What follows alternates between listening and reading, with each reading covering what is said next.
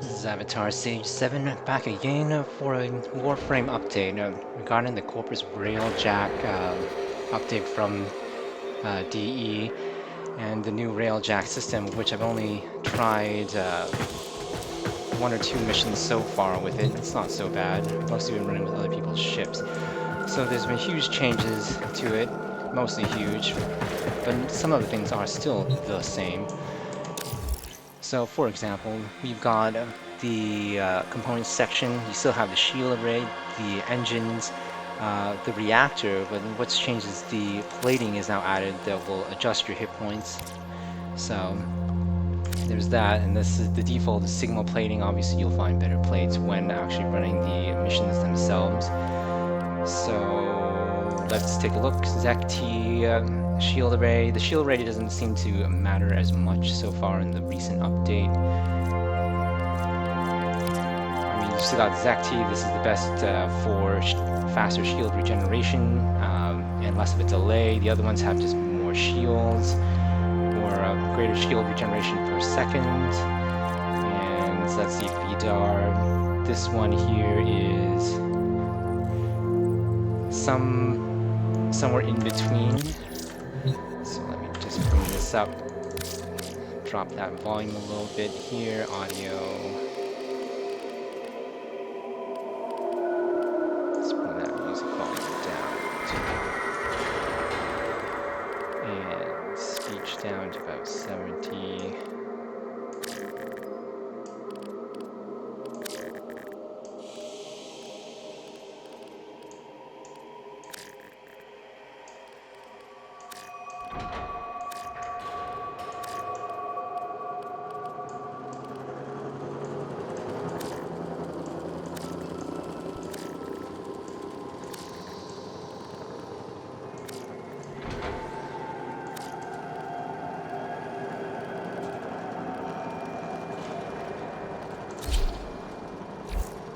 Okay, that'll make it a bit easier to hear me.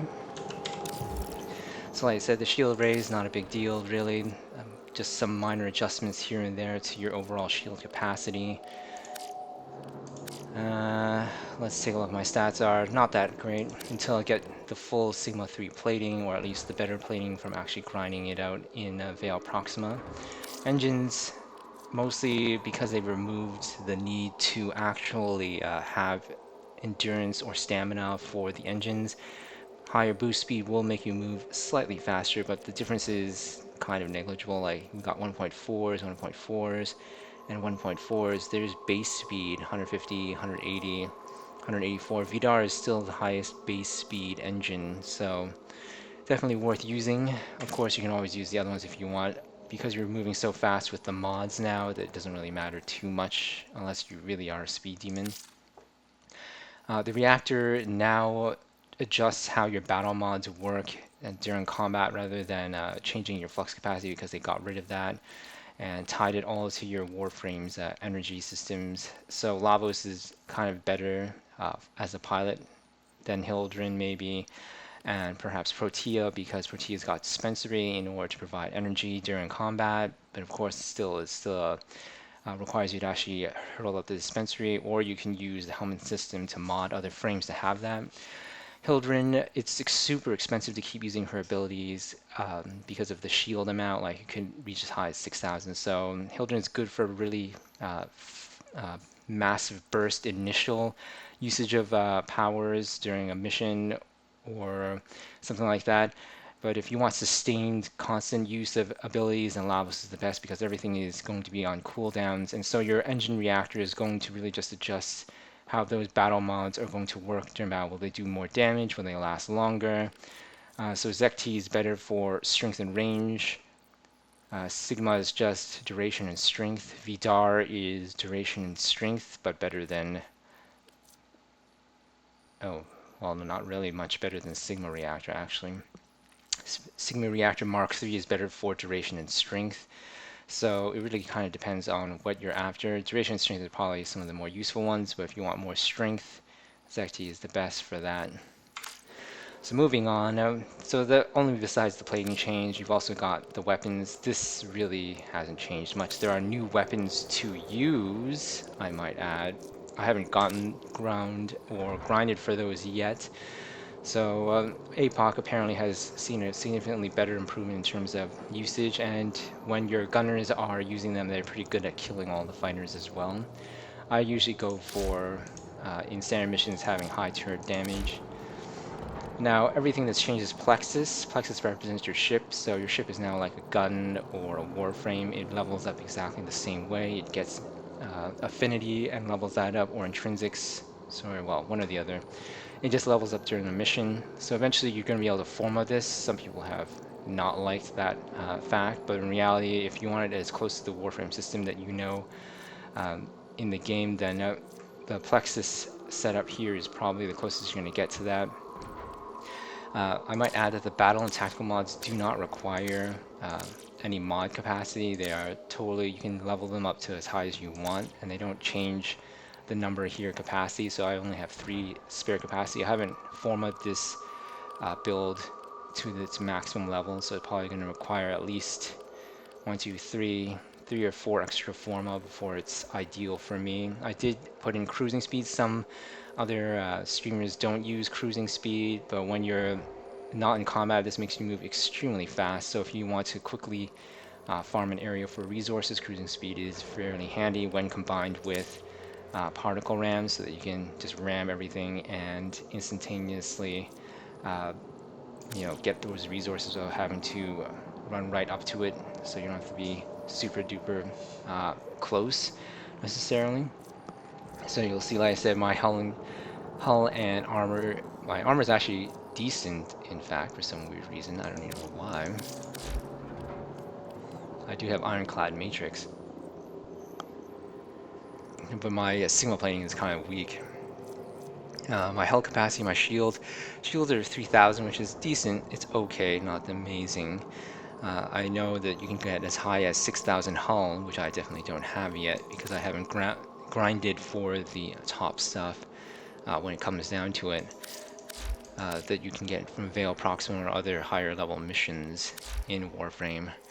But the armor at 1,235 is pretty good, so that'll definitely help with survivability. So like I said, lots of mods. I usually go for turret. That's pretty much the only thing worth doing for regular missions. For farming, it'll be probably slightly different. Cone nozzle for base flat speed increase. Artillery cheap shot, just because you can conserve the amount of dome charges you have for firing your forward artillery to blow up cruise ships. The only thing is that our dome charges are limited, so this is definitely useful because there's like literally 1 in 2 chance that you won't use up the charge. And so at my current level at 17, so I have only 2 or 3 charges instead of like more than that. So it's definitely useful to have this when in your base configuration. Mind you, I'm also mastery rank 25, so I've got a much higher capacity when I start out. And yeah, ironclad matrix is pretty good. Orgone matrix, tuning matrix for more heat capacity for your weapons, and onslaught matrix is good for more turret damage while at 100% hull. So if you just want more damage, go for onslaught matrix. If you want more turret sustained fire, go for Orgone tuning matrix. And if you want more survivability and tankiness, ironclad matrix is the way to go. In terms of the battle mods, no longer have any more avionics anymore, so I hear that Tether and Voidhold really aren't that great anymore. They've been nerfed, so I've never really bothered to use them myself. I've watched lots of other players use them to kill droves of enemies. No longer required, because your gunners and guns are much more effective at killing ships, but mostly because of Secret Volley is the new way to annihilate enemies. And if you take like one of the reactors that boosts battle mod damage, for example, so let's see, battle mod strength here, ZT reactor, that'll further increase the damage of Secret Volley. 40% battle mod strength, 40% battle mod strength, 40% battle mod strength, and I've currently got duration and strength. Strength and range. So mostly it's duration and strength that are most useful here. So that'll increase the damage of your weaponry. Yeah, let me take a look here. Back to battle.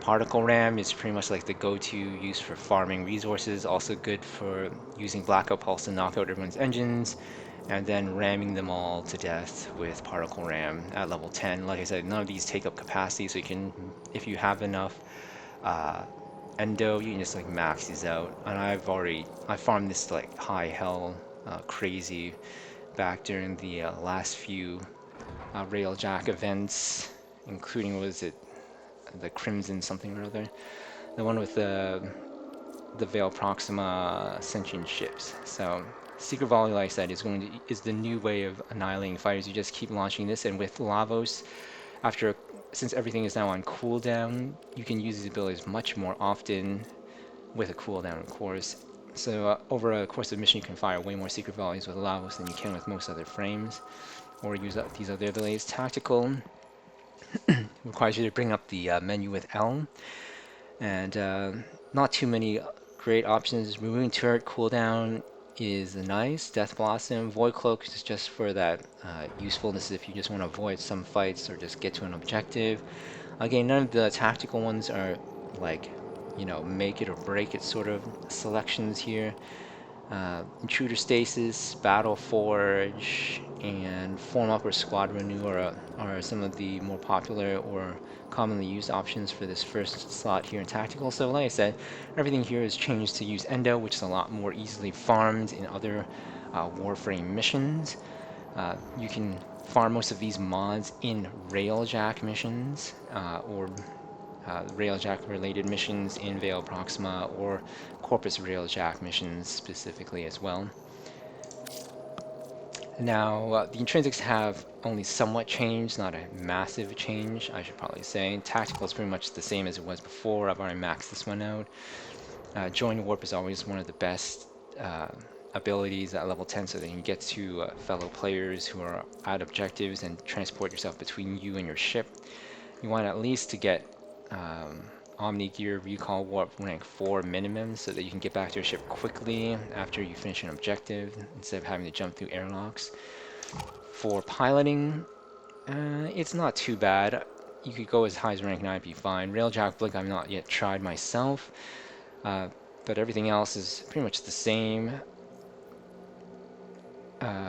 Yeah, they've got a few changes like jamming in incoming ram sleds targeting systems so they explode. You can already move pretty fast once you have all of the base piloting skills anyways. Archering speeds increase, no big deal. Gun aim, the only one that a lot of people don't like is the reflex aim, because they added a negative onto a rank 10 ability, so most people would just get as high as rank 9 anyways.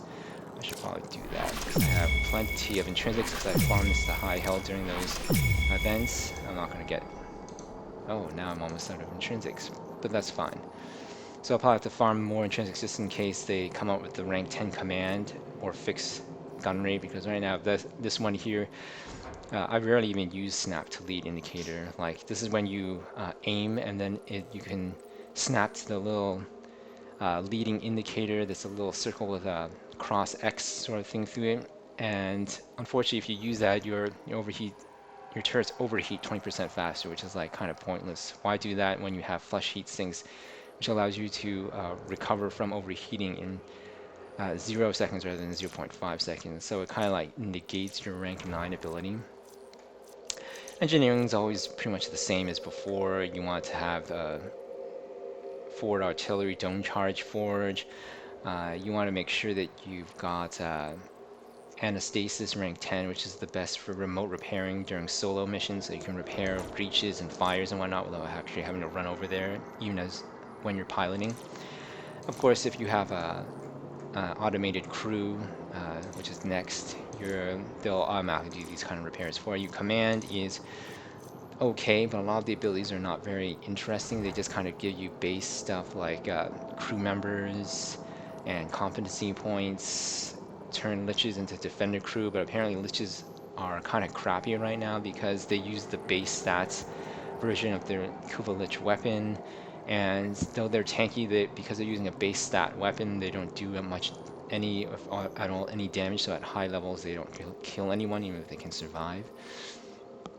Rank 9 is okay. On call allows you to summon one of your crew members during non-Railjack missions, which is meh. It's almost like using a Spectre practically, I guess, a free Spectre. Rank 10's not out yet because they're trying to see how command looks like, but I'm sure the feedback they get is that a lot of this stuff here, like getting the extra crew members at each rank and extra crew member competency points, is kind of boring. It should be automatic as you advance, and these other ranks should have some more interesting abilities, is what I've been hearing, and I kind of agree with the other streamers who've commented on this before as well, myself. I mean, literally, why don't you just allow you to automatically get the crew member at these ranks, but also have some other additional interesting ability in the command that would, you know, make them more useful, like make their engineering or something do something special, or who knows what, really. So there's definitely some improvement to be had in the command node right now. Gunnery definitely needs to fix his rank 10, because I mean, if you're going to pay 512 intrinsics to rank this up to rank 10, you want to make it worthwhile. Like, look at this: warp from ship to crew, rank 10 tactical has no negative. Railjack blink doesn't have much of, it doesn't really have a negative, it just allows you to blink, but it has a cooldown like regular Arcwind blink. Engineering allows you to remotely repair onboard hazards without having to go there yourself, so you can do it automatically from the L menu, so that's no negative. And rank 10 obviously doesn't exist yet. So what else? The crew is the big thing in the update, of course. Most of these are tickers.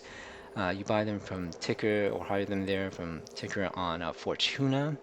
And like I said, the Corpus, the Kuva liches or whatever liches you're going to have, maybe Corpus liches as well. Again, they can only be used for defense, which is kind of pointless, and their weapon is a base rank. You can't even mod it. So it makes it kind of pointless. How did I assign this? Contracts. Not sure why they say... Oh, I actually hired an extra guy, but he vanished. So I guess it's only temporary? How does that work? My Kubelich also vanished. Contract duration is now not available, so I guess it is permanent now, finally. But my Kubelich I can't seem to find. For some weird reason, I spent some resources on an extra member I thought I used, but I didn't use, and he vanished as well, which is kind of wacky. So for regular missions, having 2 gunners and engineer is probably the most important thing. You can get their skill of repair, for example, to 5, and get the gunners to have gunnery 5. Most of the abilities that most people find most useful are really just gunnery and repair. I mean, for combat, endurance in combat would be good, or you can just give them a really powerful weapon. So, oh, I gave this guy Gorgon Wraith. I should just give him Secure Penta. I barely even use that gun weapon at all. Here, I have Secure Penta. So most of the ship is also going to be pretty open as well. I'll show you in a second. Optical Advantage, Boltor Prime. Let's give him Ogress or something. Not my best weapon, but it's a weapon still. Ogress, Ogress.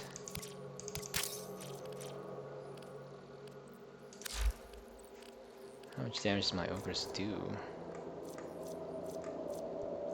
4,300 practically per with explosion. Okay, why not? Hell, I barely use any of these weapons really. So yeah. So the gunner's on call. She's got high hit points because of her 5 endurance naturally. I gave her 5 gunnery, didn't care too much about piloting, though everyone here has piloting 4 for some dumb reason. Apparently pilots or piloting with these guys is terrible because they kind of go randomly all over the place. Some people hate that, and they might get your ship blown to bits temporarily or in a really sticky situation. So for now, you might as well just not have any of your crew members do piloting and do piloting yourself. The only other downside is none of the gunners can man artillery, so you still have to fire forward artillery yourself if you're doing solo. So that's also unfortunate and something they should probably address in future updates of Railjack. So overall, by this point, I'm pretty much going to say that there's been some significantly good improvements with Railjack. It's much more integrated with the Warframe system, but the missions themselves are not that amazing so far. So let's go take a look at the ship. Ooh. been playing Destiny too long. So where, oh where was the way to get onto the ship again? Oh, there it is.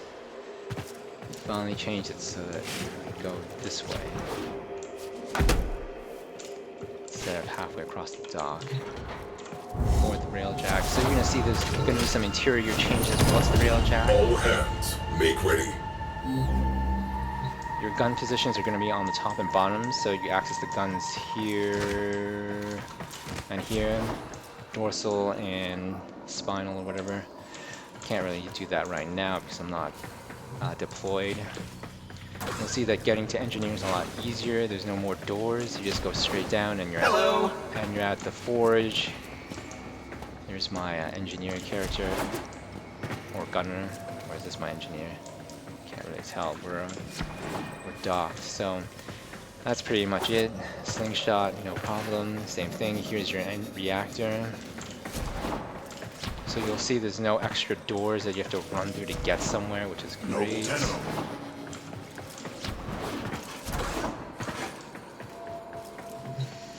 And of course, getting to the piloting section is also easier. Again, this allows you to quickly go through and deal with orders a lot faster now. So I can just go right here and get to the piloting.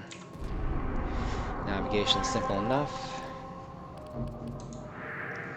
So now you've got Vale. I haven't gone through all the missions to get to all the new areas, so I literally have to finish Venus, then go to one of these Neptune, then Pluto, and then again go re-go to Vale Proxima, because there's some missions here I haven't done. Corpus Railjack, yeah, here Exterminate for example. So apparently the best for farming right now, that I might do in another video at some point, is Flexa, and was it? Yes, Flex I believe, and there was another one as well that was recommended, but I don't have it open yet. It might have been at the other ones. So Vale is pretty much, Flexa is one of the more popular ones for doing intrinsic farming, and if you want to get gear and stuff like that, just because it has the least amount of objectives, even though it doesn't have the most amount of ships. So that is most of the update so far, and as you can see in terms of the ship, in terms of the abilities, the mods, and everything like that. This is the Railjack, gets me right in front, perfect. And yeah, that's really about it in terms of the Railjack update. I mean, some good things, some bad things, some things that are still in need of improvement, especially in terms of the crew members. Necessarily, specifically for artillery and Kruvaliches, which mysteriously my Kruvalich vanished, and I can't seem to figure out where the hell they went.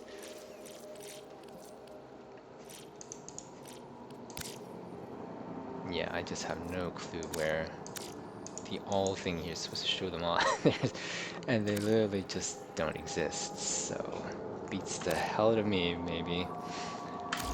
And that's it for this update on the Corpus Railjack thing. The impressions are so far it's kind of better. Oh, and last thing I guess was the missions. I did run a few of the missions. They're okay. They're still not perfectly integrated with Railjack in terms of, you know, you fly around with the Railjack, do part of the mission, then fly out again with the Railjack and do more of the mission. Instead, you do the mission, you go into the Railjack, you fly to the mission's ship or site, you do the mission there, then you exit, and then you're back on your Railjack, and that's it, really. And your Railjack's nothing more than a glorified taxi, nothing more than a bus. The only missions that had any kind of real teamwork necessarily, like where you would need more than one person for sure doing something at the same time, would be volatile missions. And the volatile missions are definitely challenging for one player to do solo, so I definitely wouldn't recommend that as being part of your farming strategy. I'll probably talk more about that later. Okay, and that's it. If you have any other questions or comments, please feel free to leave a like or subscribe. If you have any suggestions on videos you'd like to see or content you'd like to hear about, please of course leave it in the comments or get in touch with me through my website. Okay, signing off.